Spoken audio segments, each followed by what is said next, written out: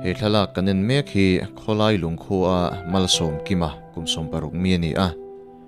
vandoi thlak takin a pian tira tangin ti hian kan hmuangin alu a thang tawak maya chet po chi son theilovin tun thlengin boi som ngai na la om ta charani athil hrian na aril ru chu a tha a amai ro chu mipa ngai hrian nai ro a phazan lo dewani kumrian mi le kan ilain anu le pa te anin thena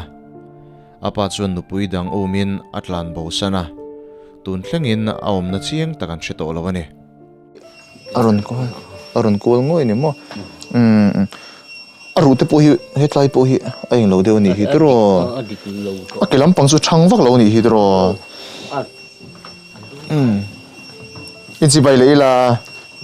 inchi bai le angkaro mino chi bai la kawan lain dan tak ya akut ma khai ikut dan teacher ole ron teacher ole ikut khan milo chi bai ole anti se sin tele kai mong changin min chi bai don em ron chi bai don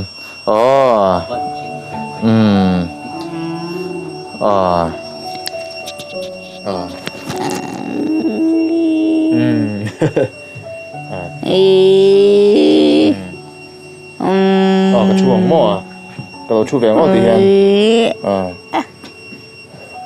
chuối có vào lên rồi có một câu lên được cái hay bùi sa hay bao khi cần kinh rem sang xí là wa thế mà rồi cần lâu tròn bùi vẹn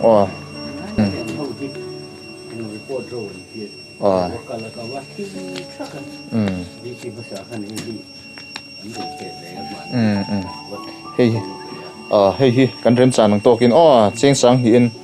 hi imamo na pi ngai man turin pathian mingin kan hlana che